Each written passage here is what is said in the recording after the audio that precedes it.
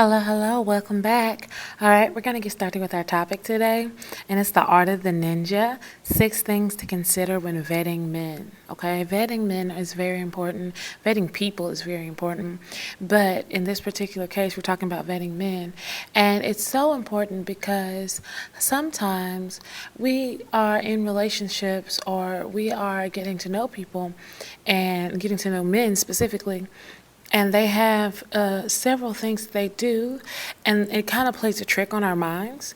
And so while we think one thing, because of our lack of skill in vetting, we actually end up looking silly. We actually end up getting used. So how do we get into vetting men? All right. So our number one is going to be our foundation.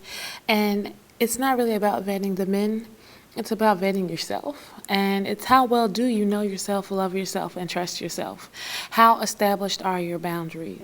If you are a person and you love yourself and your cup is full, if you are a person and you trust yourself, that means if you find yourself in a situation and your intuition, your spider sense starts tingling, right? You're going to say to yourself, oh, this isn't right. Something's not right. Something's off. What is it? You're going to actually become more inquisitive the more you trust yourself, because you'll find that in any situation, when things are not in alignment, it'll feel off to you and you're going to start wondering why.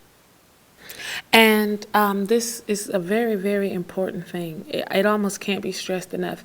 If you don't trust yourself, then even if you find yourself in a situation where you're being used or you're being played or whatever, you won't even, you'll second guess yourself. Okay, so our number 2.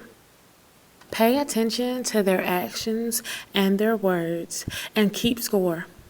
Okay, and the reason I said keep score is because on this particular one, you're not going to be triggered. Okay, you're going to do your intentional work, you're going to sing, you're going to dance, you're going to write, you're going to do whatever you need to do to get out all of the emotional baggage and get rid of as many emotional issues as possible. And then you're going to just listen. You're going to truly receive. You want to pay attention to their actions and their words, and then keep up with which things align and which things don't. If a man has integrity and he says, I'm going to do this, and then he does that thing, then you say to yourself, okay, wow, he said he was going to do that and he did it. I appreciate that. If the next time he says he's going to do something, he doesn't, but there's a genuine reason, it's okay, he didn't do it, but that was the reason. If 5 things down the line, you realize that the only time he did what he said he was going to do was the first time, you're starting to have a problem, right? Now, we don't want to be petty, because sometimes we can be petty. He said he was going to call me when he gets off work, and he gets off work at 5, and it's 5:15, and he hasn't called yet. Okay, we don't want to be petty. That's silly. But at the same time, there is a level of, if integrity is what you want, there is a level where if integrity is what you want, then you have to say to yourself, I want someone with integrity, and this person doesn't have any. This person is always saying what they're going to do. This person is always saying what they want to do, but they're never doing any of it. And you don't have to go off. You don't have to call anybody out. Okay, this is not the purpose of doing that. The purpose is vetting so that you can know. The purpose is not vetting so that you can make sure they understand. They know they said it, and they know they didn't do it. It has nothing to do with them. It has everything to do with you. Are you the kind of woman who deals with men who continuously say things to you and don't have to do any of the things they say? Are you the kind of person who someone can say something to you and then you find out that they're lying and you do nothing, right? So the vetting process is not for them. It is not for you to correct their behavior. The vetting process is for you to quickly analyze the situation and say to yourself, do I want to be here, or is this thing triggering my boundaries? Is this a person that if I'm with them, I will constantly be on defense? My boundaries, my alarms, my signals will always be being triggered. My alarms will always be being set off. This brings us to our next vetting tool, right, or thing to consider, and that is standards. I want you to pay attention to the standards he has for himself, of course, the standards he has for you and other people, as well as the standards that you expect him to have. And this is very important. If you're dating a man and he's a billionaire and he takes you to Applebee's, he's not meeting up to your expectations and your standards. You have to say to yourself, why? I listened to this, it was a YouTube video. I almost can't remember. But in the video, this woman was reading all of these horror stories from different women about dates that they had been on with various men. And these men were wealthy, okay? These were not what I would like to call the dusty men, run of the mill, just not even average, just below average man. This was not a man that you would expect, right, to be a certain kind of way. And I mean, it was horrible. Like one lady said, the guy was going to take her to like Spain or something, and he bought himself a first class ticket and bought her a coach ticket. This guy, he was they were going on a date, and he said, I can't pick you up. I'm going to be running behind. I'll barely be able to make it to the date. He said, but I'm going to, what he said, he said, I'm running behind. I'm not going to be able, I want to make it to the date, but I'm not going to be able to pick you up. And she's like, okay, well, will you send a car? And he didn't. He was like, well, you can't walk. Or it's not that far to walk, is it? Or it's not too much trouble for you to take yourself or something. Like, if you're dealing with someone, of course you can drive yourself. That's not a big deal, especially if it's a new relationship. But what are the expectations? What are the standards that he sets for himself? If he always has a personal driver and he can't have a driver come pick you up, does this make sense? If he's the kind of person and he drives and he says, okay, I can't make it to get you, can he not send an Uber? At what level are the standards that he has for himself and the standards that he has for you? Because he's going to expect things out of you. He expects you to be a certain way. So what are your expectations of him? And is he living up to those standards that you have for him? And is he living up to the standards he has for himself? I'll give you another example. If a man, he is perceived, okay? We're not going to say he has, but he is perceived to have a lot of money. He might dress nice. He might wear expensive clothing or wear nice watches. He might have the personal driver. He might be educated. And he might expect you to carry yourself in a certain manner. There's nothing wrong with that. However, if he's a person and he has all of these standards and he's so well-to-do, but he does not take care of you, what position are you in? What position are you in? What is the point of being with a man who has everything if he doesn't provide for you? So I want you to pay attention to the way he has set his standards for himself. Is he always clean cut? Is he always well taken care of? Because if you came to my house and my house was clean, I didn't clean up for you, I cleaned up for me. When someone has their standards high enough, they are setting the tone for their lives and everyone in it. If he's driving a brand new Rolls Royce and he buys you a Honda, yeah, you can say, well, I should be thankful for the Honda I got. No, you should deal with somebody that is not so cheap, right? You want generosity if that's what you want. If you don't care, you don't care. But we're talking about vetting men. Pay attention to his standards. Pay attention to the way he treats other people in comparison to the way he treats you. And again, this is not to be triggered. Again, this is not to go off. This is not to correct his behavior. We don't have to do that. This is an adult. We do not correct adults' behavior like that. We simply say to ourselves, okay, he is very kind. He is very loving with his family, but he talks to me roughly. That is not a situation I want to be in. Not, oh, well, he's so nice with his family and he's so good with children. And yeah, he's a little rough with me, but you got to know he's so good with children and he's so nice. He's not nice to you. He's nice to them, right? So always pay attention to the standards that he sets for himself and the standards he has for you and other people. Always pay attention. Pay attention. Our next thing to consider is his love language, his attachment style, and his personality type. Okay? His love language. Now, a love language takes sometimes, not all the time, but sometimes it takes a little time to figure out what his love language actually is. Why is this important? If he's a person who likes to touch, he's going to touch. He's going to be touchy-feely if that's something you don't want to deal with. you don't need somebody whose first primary love language is touch, because what that's going to mean is over time you're not going to be wanting to touch him or be so touchy-feely, and he's going to want to be very touchy-feely, and he's going to think you don't love him. Does this make sense? Pay attention to his love language. Pay attention to his attachment style.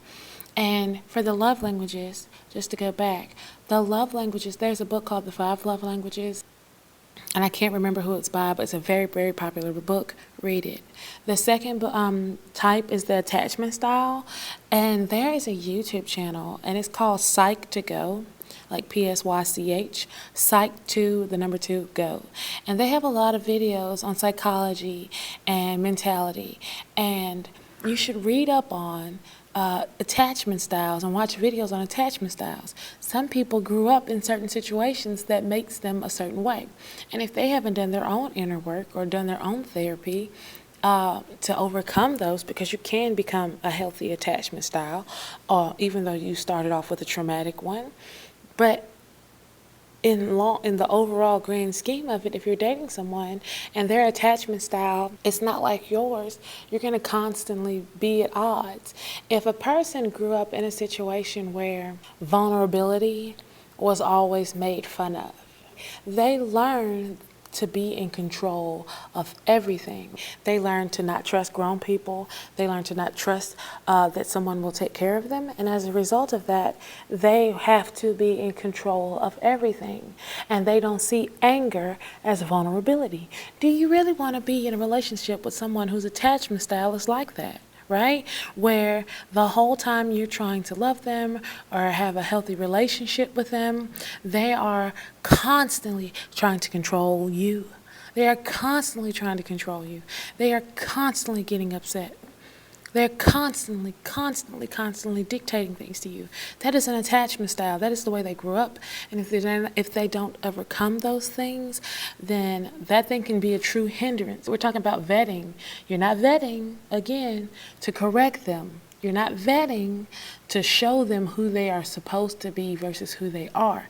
You're vetting to say, this is a relationship that I want to have in my life, or this is a relationship that I would be better off without. Always ask yourself that question. I guess that's a bonus, but always ask yourself that question. Am I better off in a relationship with this person, or am I better off in a relationship with someone else? Okay, is this beneficial to me? The next thing to consider is his personality type. And personality types range. For example, some men are very, very serious, right? They are very serious. They are very strict. They are very blunt. They are very straightforward. Some men are very romantic and loving, and they want to be super sweet, right? If you find those kind of things sappy, you're not going to necessarily want to be around those people. It's like, oh, they always want to do these sappy things. Another type of man is the challenge seeker. He might say, oh, I get every woman that I want, and I want you. Oh, wow, okay. Not only is that straightforward, you're letting me know that I am something to be conquered. And that's okay if you don't mind that, but you also have to realize that if that's the type of person that you're dealing with, that he is always going to want to own you. And if you ever allow yourself to forget that fact and just settle into the relationship, once he feels like he has owned you or conquered you, the relationship is going to die for him, because the whole purpose he was even in it was to get you. It was the score. It was the challenge. Some men are more traditional in value. They want to settle down. They want to have a family. They want to, be traditional. They're very traditional in their mindset and their upbringing. They went to school. They're going to go root for their home team. They're going to go to game, homecomings and things like that. They're very traditional in nature.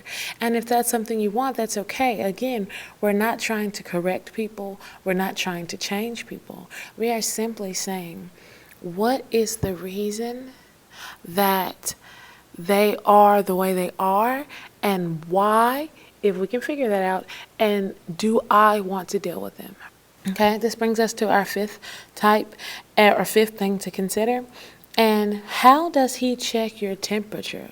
I don't know if you've ever heard this phrase, check your temperature, but men are very good at trying to see where your head's at. There are some men, they will progressively become more disrespectful. Okay, we know this to be a fact. I've heard women who talk about domestic violence, and they'll say things like, oh, he never used to just beat me. Okay, he used to first just be mean to me. Then he used to push me around. Then he got more and more violent. Then he started punching me. Then he started hitting my children, right? So how does he check to see if how far will you go before you leave him? How does he check to see that? A man is going to test you, but you're going to test a man. And so it's not necessarily negative, but the key in this situation when it comes to vetting is not right or wrong. The key is what's right for you and what's wrong for you, and how do you quickly figure that out? How do you quickly decide? You don't want to look up and have wasted 15 years of your life trying to figure out if he's the one, and he already knew after day 5 that you weren't. Okay, that's what vetting is for. The last and final thing to consider when you're vetting men, it's kind of for yourself and it's kind of for them, but you can't be afraid. Okay, you cannot be afraid. If you are afraid to research him, you might lose. Google him if you need to Google him. Get a private investigator if that's what you want to do. Ask his friends about him, because I guarantee you they're going to tell. Sometimes people have presentational selves and they don't want to, anyone that they love or that loves them to think negatively about them. Inside yourself, you have to know if you're dating adult men. Men have multiple women. If you're dating on a roster and there are multiple men in your life, then it makes sense that they would have multiple women in theirs. However, always, if you can, do your research. Always do your research. Ask friends, ask family. Ask, like I said, Google people. I've known people, they'll go get a private investigator. I even knew a lady, and this was marriage, so this was not just dating, this was marriage, but she made him show family members, like his bank account statements. And I don't know if I would do that, I don't know, but that was the level she was on with her life and her assets. She wanted to be 100% sure. And I think they ended up getting married without a prenup. But she wanted to make sure, because that's her lifestyle, that was her livelihood, and she did not want to be in certain situations.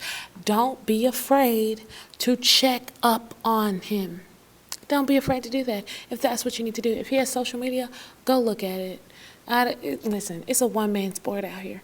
Go look at it. The whole point that this is the art of the ninja, though, is that you have to maintain a level of discretion and decorum at all times. When they say something crazy, don't get mad and go off. Well, see, that's how it is. People like you, they always want to, don't do that. Oh, wow, okay. I didn't expect you to say that. That's interesting. Wow. Based off everything you've shown me, I just didn't think you thought like that. Okay. And then they'll keep talking and you listen.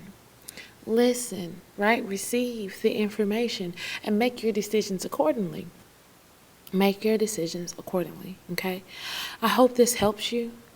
I want women to be safe and secure, and I want them to deal with men that not only meet their standards and expectations, but also are beneficial to them. You don't want to be in a relationship with someone who's bringing you down. You want to be in a relationship that somebody's adding to you, right? They're benefiting you, or they're a benefit to you, right? So please leave any comments down below. What are some things you do to vet men? What are some things you do? We all could get better at this. There are always going to be people who are tricksters. There are always going to be people who are out to, as I said, score, and they're all up for the challenge. They have so many tips and tricks. So what are some of the things you do to vet men? As always, I want you to be happy. I want you to be blessed and have a beautiful day. Goodbye.